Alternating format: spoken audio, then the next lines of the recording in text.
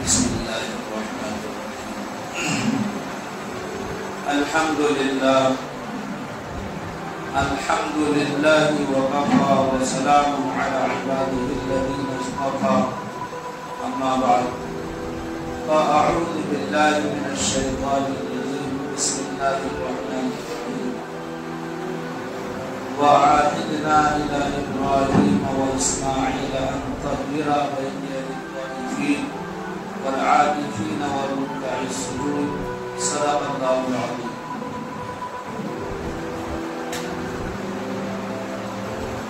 محترم و مقدس میرے دینی ایمانی بھائیوں، اگر ہم تھوڑا سنجیدگی سے سوچیں تو ایسا محسوس ہوگا کہ ابھی 1-2 دن پہلے چاند دیکھا تھا، اور حالات پر غور کرے 2 عشرے گزر چکے ہیں، 1 عشرہ باقی ہے بس۔ اب ہمیں خود اپنی کارگزاری لینا چاہیے کہ ہم نے 2 عشروں میں کتنی عبادت کی، کتنے روزے رکھے، کتنا اللہ کو راضی کیا، کیا ہماری زندگی میں کوئی تبدیلی آئی یا نہیں آئی۔ پورے سال جس طرح جی رہے ہیں کیا اسی طرح اب بھی ہمارے حالات ہیں یا کچھ فرق ہوا ہے؟ اگر ہمارے اندر کوئی چینجنگ ہوئی ہے، کوئی تبدیلی ہوئی ہے، تو ہمیں شکر ادا کرنا چاہیے کہ اللہ تعالیٰ نے رمضان کو بہانہ بنا کر ہماری زندگی میں دین داخل کر دیا، توبہ کی توفیق دے دی، اعمال کی توفیق دے دی۔ اور اگر ایسا نہیں ہوا ہے تو پھر بہت زیادہ اپنی زندگی پر افسوس کرنا چاہیے اور شرمندہ ہونا چاہیے، ساتھ میں استغفار کرنا چاہیے کہ اتنے مقدس مہینے کی ہم نے ناقدری کی، اس مقدس مہینے میں بھی ہم نے نمازیں نہیں پڑھی، روزے نہیں رکھے، اللہ کو راضی نہیں کیا۔ بہت ہی افسوس کا مقام ہے۔ کوئی ایک پہلو ایسا نہیں ہے جس کو اوپر بیان کیا جائے، چاروں طرف اگر نظر اٹھا کر دیکھی جائے تو وہی مادیت کا رنگ ہے، دنیا پرستی ہے، مذہب پرستی ہے، اور دنیاوی جہل و جلال میں مال و متاع میں مقابلہ ہے، آخرت کو بھولے ہوئے ہیں، دین زندگیوں سے نکلا ہوا ہے، بالکل ایمان اور اس کے تقاضوں سے ہٹی ہوئی زندگی ہے۔ کلمے کو ہم جانتے نہیں، کلمے کے تقاضے کیا ہیں ہمیں معلوم نہیں، ہماری زندگی میں داخل نہیں ہے۔ کلمے کی بنیاد پر اللہ کے نبی صلی اللہ علیہ وسلم نے کیا احکامات دیے ہیں، اللہ نے کیا پیغام دیا ہے اور کیا لوازمات ہیں کلمے کے، کچھ اتا پتہ نہیں ہے۔ ایک زندگی کا دھارا ہے، بس دھارے کی زندگی بہ رہی ہے۔ بہت افسوس کی بات ہے، افسوسناک بات ہے کہ حالات بگڑتے بگڑتے بہت بگڑ گئے ہیں۔ چاروں طرف جو ہے مصیبتوں کے بادل ہیں، آزمائشوں کے بادل ہیں، افراتفری کا ماحول ہے، اور مسلمان کشمکش میں ہیں، بے چینی میں ہیں، اور بہت زیادہ دکھوں کی زندگی گزار رہے ہیں۔ لیکن جو افسوس ہے وہ اس بات پر ہے کہ وہ دکھوں کا ماحول اور آزمائشوں کے حالات کہاں سے آتے ہیں، کیوں آتے ہیں، اس طرف توجہ نہیں ہے، غافل ہیں، بے فکر ہیں، اور ذرا سی بھی مطلب اس بارے میں فکر مندی دکھائی نہیں دے رہی۔ بس یہ ہے کہ 4 لوگ اکٹھے ہو جاتے ہیں، کوئی تذکرہ کر لیتے ہیں، کوئی تبصرہ کر دیتے ہیں، اور پھر وہ جدا جدا ہو جاتے ہیں، پھر کل کو پھر وہی ماحول ہوتا ہے، وہی باتیں۔ اس طرح سے تو اور زیادہ حالات خراب ہوتے ہیں۔ सुधरते नहीं, तबसरों से हालात सुधरते नहीं। अगर इंसान थोड़ी सी भी मेहनत करे हालात को सुधारने की, माहौल को सुधारने की, तो थोड़ी थोड़ी मेहनत करके बहुत हो जाती है, और एक वक्त आता है कि हालात सुधर जाते हैं। इंसान अपने बस का काम करे, अपने हिस्से का काम करे, बाकी अल्लाह पे छोड़ दे, तो फिर जब इंसान अपने हिस्से का काम कर लेता है तो अल्लाह अपने हिस्से का काम करता है। इंसान अगर अपने हिस्से का भी नहीं करे फिर उसको ये उम्मीद भी नहीं रखना चाहिए कि अल्लाह ताला मेरे काम बना दे। रिस्क देने वाला अल्लाह है, राज़िक अल्लाह है, रज़्ज़ाक़ अल्लाह है, लेकिन रिस्क आपके मुंह में अल्लाह नहीं रखेगा। लुक़मा बना के आपके मुंह में रख दिया जाएगा खाना, ये मतलब नहीं है राज़िक और रज़्ज़ाक़ का। आप कोशिश करो, मेहनत करो, रिस्क देने वाला अल्लाह है। आप मेहनत भी ना करो, कोशिश भी ना करो और कहो कि अल्लाह रिस्क देगा, कैसे देगा? क्योंकि अल्लाह ताला ने खिलाने की जिम्मेदारी तो ली है। दुनिया में बसने वाले हर इंसान को, बल्कि हर मखलूक को, हर जानदार को अल्लाह ताला खिलाएगा, खिला रहा है। बेशुमार मखलूक़ात अल्लाह सबको खिला रहा है। सिर्फ इंसान के अलावा किसी मखलूक ने रोजी रोटी को मशगला नहीं बनाया। बेशुमार मखलूक़ात हैं अल्लाह की, किसी ने रोजी रोटी को मशगला नहीं बनाया सिवाय इंसान। अल्लाह ताला कुरान में फरमाते हैं वइन मिन शैइन इल्ला युसब्बिहु बिहम्दिही वलाकिन ला तफ़क़हूना तस्बीहहू। ये हर चीज़ अल्लाह की तस्बीह बयान करती है। ज़मीन के ज़र्रात अल्लाह की तस्बीह बयान करते हैं, दरख्त के पत्ते, दरख्त की टहनियाँ अल्लाह की तस्बीह बयान करती हैं, समंदर की मछलियाँ अल्लाह का जिक्र करती हैं। जो कुछ हम देख रहे हैं ये हमें दिखाई नहीं दे रहा है, सब अल्लाह की तारीफ करते हैं, अल्लाह की तस्बीह बयान करते हैं। किसी ने रोजी रोटी को मशगला नहीं बनाया सिवाय इंसान। ये इंसान है जिसके लिए सारी मखलूक़ात को अल्लाह ने खादिम बनाया और इस इंसान को मखदूम बनाया। मखदूम कायनात आज खादिम बना हुआ है और खादिम मखदूम बना हुआ है। जितनी भी मखलूक़ात हैं सब खादिम है, इंसान मखदूम है। इंसान अपने मकसद से हटा और इसको जानवरों की खिदमत करना पड़ रही है। और जब ये इंसान अपने मकसद पर था तो अल्लाह ताला ने हर चीज़ को इसके ताबे कर रखा था, यहाँ तक कि जानदार और बेजान सब इसके ताबे थे, क्योंकि ये अल्लाह के ताबे था। जब इसने अल्लाह की ताबेदारी छोड़ी तो दुनिया जो है इसको अपना ताबे बनाने पर तुली हुई है। आज इंसान किसी न किसी दर्जे में हर एक दूसरे का ताबे है। असल ताबेदारी अल्लाह की ताबेदारी है। अल्लाह ताला ने कितने प्यार से कुरान करीम में अहकाम नाज़िल फरमाए। रोज़े का मामला है, रोज़ा सबसे पहले फर्ज नहीं हुआ, अहकामात में सबके बाद रोज़ा फर्ज हुआ। अहकामात में रोज़ा सबके बाद में फर्ज हुआ। अल्लाह ताला ने बतदरीज अहकामात नाज़िल फरमाए हैं।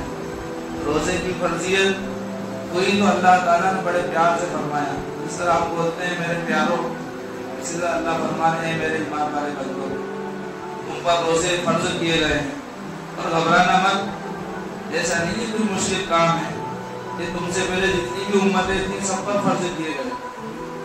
और रोज़ा इसका बड़ा फायदा, रोज़े का बड़ा फायदा है, इतना बड़ा फायदा कि जिस मकसद के लिए इंसान को दुनिया में भेजा था पर अभी तक इतने अहकामात नाज़िल हुए थे, उन सब में ये रोज़ा जान डाल देता है। इस रोज़े के जरिए तक़वा मिलता है, लअल्लकुम तत्तक़ून, इंसान परहेज़गार बन जाता है। और अल्लाह ताला जब किसी बात को कहे तो उसमें यकीन होता, उसमें शक नहीं होता, ताकि तुम परहेज़गार बन जाओ, ताकि तुम मुत्तकी बन जाओ। इस एक महीने को अल्लाह ताला ने बतौर तरबियत के हमें अता फरमाया। اس مہینے میں اللہ تعالیٰ انسانوں کی تربیت کرتے ہیں، لیکن مسلمانوں نے دین کو سیکھا نہیں، دینی ماحول میں ان کا وقت نہیں گزرا، دینی ماحول چاہتے ہوئے رہے، تو آج یہ حالات ہے کہ رمضان کا جمعہ ہو یا عام جمعہ ہو کوئی فرق نہیں پڑتا، رمضان کی نمازیں ہوں یا عام دنوں کی نمازیں ہو کوئی فرق نہیں پڑتا۔ بہت سارے مسلمان ہیں جو رمضان میں روزہ نہیں رکھتے، رمضان میں تراویح نہیں پڑھتے اور جمعہ تک نہیں پڑھتے، بس ان کے لیے رمضان ہے افطاری کھا لینا، اور ان کے لیے رمضان ہے اچھے کپڑے خرید لینا، شاپنگ کر لینا، بس بھلیا بنا لینا مسلمانوں کو۔ یہ بہت خطرناک بات، اتنے سارے مسائل ہیں میرے ذہن میں کہ کون سا مسئلہ بتاؤں، میں خود کنفیوز ہوں۔ بڑے اضطرابی ماحول میں ہم لوگ زندگی گزار رہے ہیں۔ آپ لوگ خبروں سے واقف ہیں، یہ خبر بھی اگر آپ اٹھا کر دیکھیں تو انسان کو جھنجھوڑ کر رکھ دیتی ہے، اور اب تو خبروں کا جو ہے ڈھیر لگا ہوا ہے، اخباروں کا انبار ہے، پھر بھی ہم واقف ہیں۔ اتنے سارے حالات جو آ رہے ہیں وہ کیسے ختم ہوں گے؟ نہ زمینی محنت ہم کرتے ہیں، نہ آسمانی محنت ہم کرتے ہیں۔ اللہ تعالیٰ نہیں آئیں گے ہاتھ پکڑ کر آپ کو مصیبت سے نکالنے کے لیے، آپ لوگوں کو فکر لینا پڑے گی اپنے حالات سدھارنے کی، اور حالات کو سدھارنے کے لیے سب سے پہلا کام ہے کہ آپ اپنے مقصد پر آؤ۔ مقصد کیا ہے آپ کا، میرا، ہم سب کا؟ دنیا میں اللہ نے بھیجا ہے عبادت کے لیے، زندگی عبادت والی بناؤ۔ اس کے بعد دنیا میں کامیابی کے لیے جو طریقے ہیں، فطرت جس چیز کا تقاضا کرتی ہے اس پر محنت کرو، اس کو سیکھو اور آگے بڑھو۔ دین کے معاملے میں بھی ہم پیچھے ہیں، دنیا کے معاملے میں بھی ہم پیچھے ہیں، نہ خدا ملا، نہ وصال صنم، نہ ادھر کے رہے نہ ادھر کے ہم۔ NRC کا مسئلہ، CAA کا مسئلہ، LPR کا مسئلہ، آج سے نہیں، آج 5 سال ہو گئے اس پر محنت تو بہت پہلے سے چل رہی تھی۔ 5 سال سے یہ قانون بننے کا تھا اور بن چکا ہے، اسی وقت بن گیا تھا، اب تو نافذ ہو گیا ہے اپریل میں، جی مارچ میں نافذ ہو چکا ہے، اپریل میں الیکشن سے پہلے نافذ کر دیا ہے۔ ابھی تک ہمارے بہت سارے مسلمان بھائی ایسے ہوں گے جن کو پتہ ہی نہیں ہے کہ CAA کیا ہے، NPR کا کیا مطلب ہے، اور NRC کا کیا مطلب ہے، نہیں پتا ہوگا۔ یہ اس ملک کو زعفرانی رنگ میں رنگنے کا جو پلان انہوں نے بنایا تھا وہ پورا ہو چکا ہے۔ ایک طرفہ قوانین بنا کر انہوں نے اپنے خواب پورے کر دیے، اب وہ نافذ بھی ہو گئے، اب مسلمان چیخ رہے ہیں، چلا رہے ہیں، بیل بجا رہے ہیں، ان کی کوئی سننے والا نہیں۔ اس لیے کہ میں نے اکثر ایک مثال دی ہے کہ کشتی جب پانی میں چلتی ہے تو اس کا وزن چاروں طرف برابر ہونا چاہیے، اگر ایک طرف وزن ہوگا تو کشتی ادھر کی طرف ڈوب جائے گی۔ اب حالات یہ ہے کہ سارے ایک ہی طرف ہیں، سارے ایک ہی طرف بیٹھے ہوئے ہیں، کشتی کا ملہ کچھ 2-4 لوگ اس کے ساتھ میں ہیں، وہ چلا رہے ہیں اور کوئی ان کی سن نہیں رہا ہے، اب ظاہر سی بات ہے کشتی کا بچنا ممکن نہیں ہے، تو ڈوبنا طے ہے۔ کشتی اسی وقت ڈوبنے سے بچ سکتی ہے جبکہ وہ جو چلانے والے ہیں، وہ جو لوگوں کو پکار رہے ہیں، ان لوگوں کی آواز پر لوگ لبیک کہنے کشتی ڈوبنے سے بچ سکتی ہے۔ ابھی حالات ایسے کوئی نہیں سن رہا ہے، سب اپنی دنیا میں مست ہے۔ تو غفلت کی جو چادر تھی وہ چادر آپ اوڑھے رہیے، اور کچھ دنوں کے بعد آندھی طوفان کا پھر मुकाबला करिए। ये तल्ख लहजे में मैंने आखिरी बात आपसे कह दी, इसलिए मुझे चीखते चिल्लाते हुए तकरीबन 2-3 साल तो हो गए होंगे, ज़्यादा नहीं। अब क्या कहूँ, यही है कि जो गफलत की चादर आपने ओढ़ रखी है वो और अच्छे से ओढ़ लीजिए। अब कुछ दिनों के बाद फिर उस चादर को उठाने के लिए दूसरे लोग आएंगे और डंडा मार के फिर आपको बाहर करेंगे।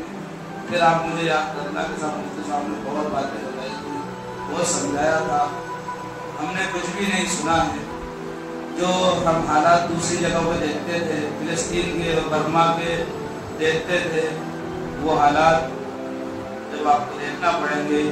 यहाँ तक कि हमारे उलमा लोग कह रहे हैं कि आज हम देख रहे हैं फिलिस्तीन में इज्तिमाई कब्रें बन रही हैं, JCB से कब्रें खुद रही हैं। वो दिन दूर नहीं है कि हमारे इस मुल्क में इज्तिमाई कब्रें खुदेंगी और हमें अपने मुर्दों को दफन करना। बस अल्लाह ताला ही हामी व नासिर हो, हिफाजत फरमाए, मदद फरमाए और आप लोगों को गफलत की चादर हटाने की तौफीक अता फरमाए। आमीन व आखिर दावा।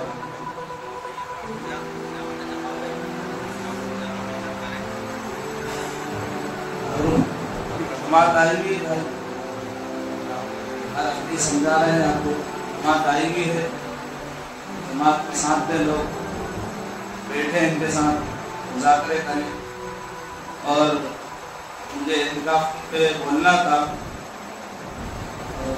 मैं उस पर नहीं बोल पाया, इसलिए कि मैंने कहा ना,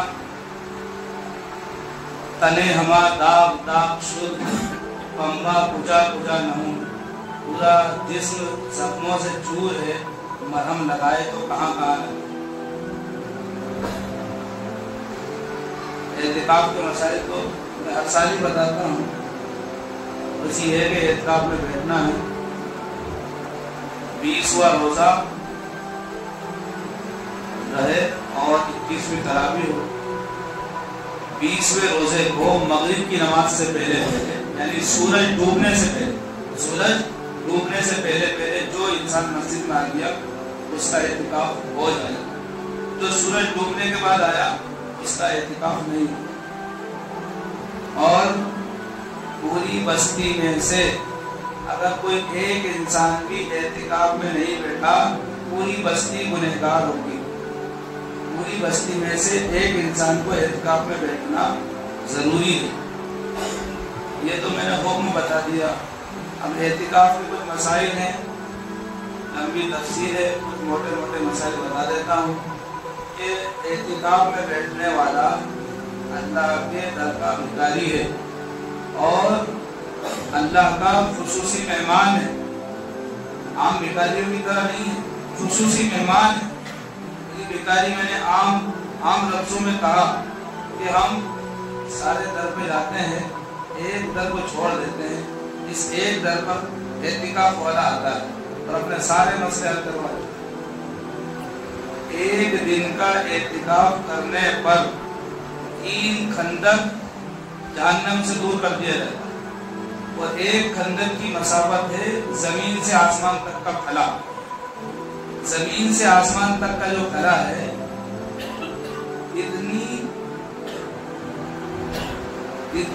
इतनी मसाफत की 3 खंदके जहन्नम से दूर कर दिया जाता है। और एहतिकाफ का मकसद ये है कि शब-ए कदर को तलाश करने की कोशिश की जाए। अब एहतिकाफ यानी शब-ए कदर को तलाश करने के लिए आखिरी अशरे में तलाश करने का हुक्म दिया गया है कि आखिरी अशरे में शब-ए कदर को तलाश करो। इंसान अपने घर में भी इबादत कर सकता है, लेकिन मुस्तकिल 24 घंटे इबादत नहीं कर सकता। पूरा अशरा इंसान इबादत नहीं कर सकता, रोजाना नहीं जाग सकता। तो फरमाया कि एहतिकाफ में बैठ जाओ। एहतिकाफ में बैठने वाला खा रहा है तो भी इबादत, सो रहा है तो भी इबादत, बैठा हुआ है तो भी इबादत में। इसलिए एहतिकाफ में बैठने वाला शब-ए कदर को जरूर एक न एक दिन हासिल कर लेता है। हमारे नबी सल्लल्लाहु अलैहि वसल्लम हर साल एहतिकाफ किया करते थे और जिस साल आपकी उम्र का आखिरी साल था उस साल आपने 20 दिन का एहतिकाफ किया। और एक मरतबा एहतिकाफ किसी वजह से यानी किसी गज़वे में गए थे, छूट गया था, तो आपने उस एहतिकाफ की कज़ा की। ईद के बाद में 10 दिन आपने एहतिकाफ। اعتکاف بڑا اونچا عمل ہے، بڑا افضل عمل ہے، اور اس اعتکاف کے نتیجے میں اللہ تعالیٰ نوازتا ہے۔ موسیٰ علیہ السلام نے 40 دن تک اعتکاف کیا تو اللہ تعالیٰ نے پھر ان کو توریت عطا فرمائی۔ ہمارے نبی صلی اللہ علیہ وسلم روزانہ غار میں چلے جاتے تھے اور کچھ دنوں کا کھانا لے جاتے تھے، 8-10 دن کا ستو لے جاتے تھے اور وہیں پر معتکف رہتے تھے۔ آپ کو یعنی اللہ تعالیٰ کو آپ کی ادا پسند آئی تو اللہ تعالیٰ نے آپ کو ماہ مبارک عطا فرمایا، آپ کو قرآن نازل کیا اور قرآن کا تحفہ عطا فرمایا۔ یہ درخت، یہ جو آیت نازل ہوئی ہے، پہلی آیت غار کے اندر نازل ہوئی ہے۔ غار میں آپ کیا کرنے جاتے تھے؟ اعتکاف میں بیٹھتے تھے آپ جا کر، دین ابراہیم پر قائم تھے، دین حنیف پر آپ قائم تھے، تو اسی دین کی اتباع کرتے ہوئے آپ جو ہے اعتکاف میں بیٹھا کرتے تھے۔ تو اللہ تعالیٰ کو اعتکاف کی ادا پسند آئی تو قرآن کا تحفہ دیا، رمضان کا تحفہ دیا۔ تمام امتوں کی سرداری امت اور اس امت کے نبی، تمام امتوں کے جو نبی، ان نبیوں کے نبی، تمام نبیوں کے سردار سید الانبیاء۔ تو اعتکاف بڑا اونچا عمل ہے، اعتکاف میں بیٹھنے کی فکر کرنا چاہیے۔ اب یہ بات یاد رکھ لیں کہ جس طرح مردوں کے لیے اعتکاف کی جگہ مسجد ہے، اگر کوئی مرد مسجد کے علاوہ کسی بھی جگہ میں اعتکاف کرے گا، اعتکاف نہیں ہوگا۔ کوئی چاہے کہ مدرسے کے حال میں بیٹھ جائے، وہ کمرہ خاص کر رکھا ہے، وہاں تراویح بھی ہوتی ہے، اکثر وہاں اعتکاف میں بیٹھ جائے، اعتکاف نہیں ہوگا۔ اس کے لیے تو آپ کو جینڈر چینج کرنا پڑے گا۔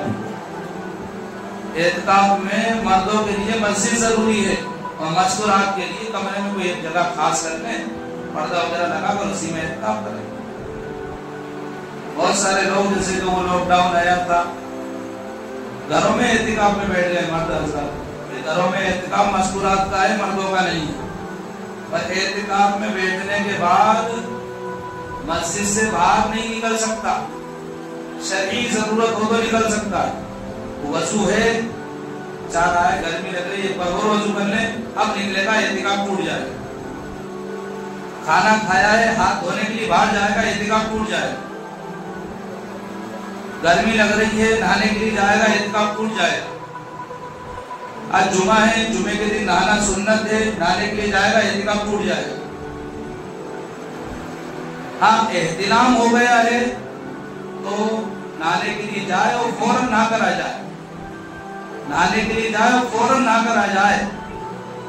اس احترام والے یعنی جو واجب غسل ہے اس سے اعتکاف نہیں ٹوٹے گا۔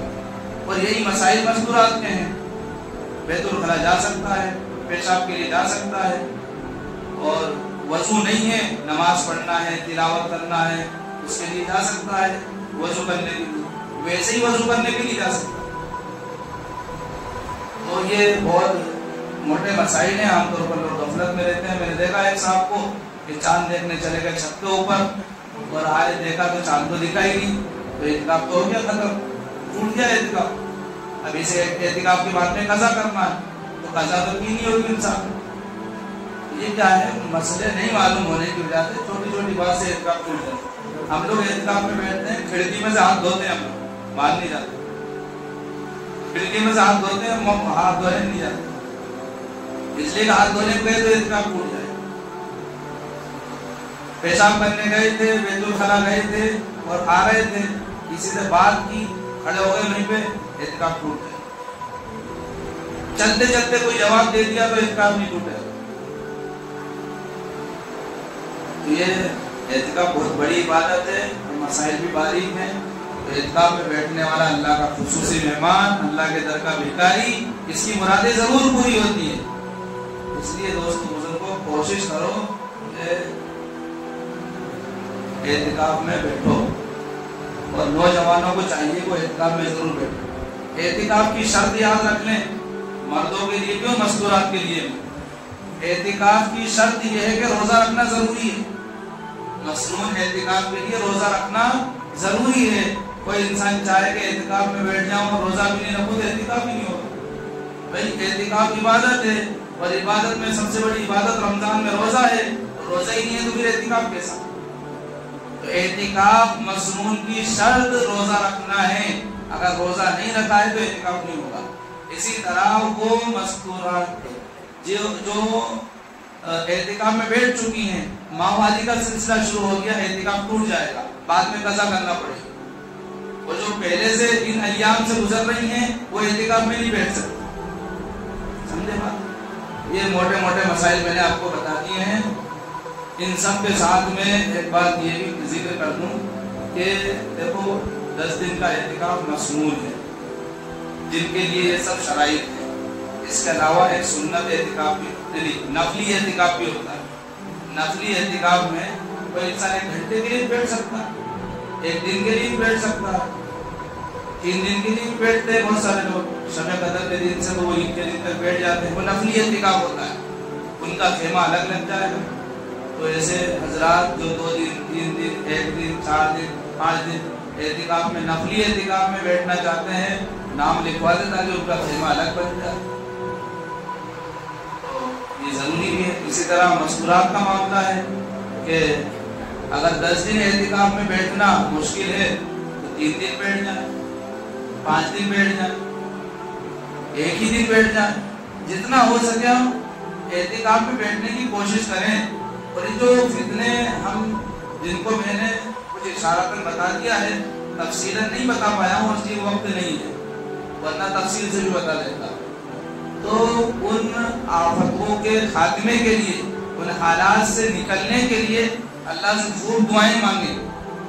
میں گزارش کر رہا ہوں سب لوگوں سے کہ ہر گھر میں ایک مسئولات کو ضرور اعتکاف میں بٹھائیں، اور مردوں میں سے مسنون اعتکاف والے زیادہ ہی کم سے کم 2-4 تو ہوں، 2-4 ہوں، اور نفلی اعتکاف کے لیے تو میں یہ گزارش کروں گا کہ ہر ایک بیٹھنے کی کوشش کرے، کوئی 1 دن بیٹھ جائے، کوئی 2 دن بیٹھ جائے، کوئی 3 دن بیٹھ جائے، اور عبادت کا ماحول بنائے، گڑ گڑانے کا ماحول کریں گے سب کوشش انشاءاللہ۔ اللہ تعالیٰ ہم سب کو آمین۔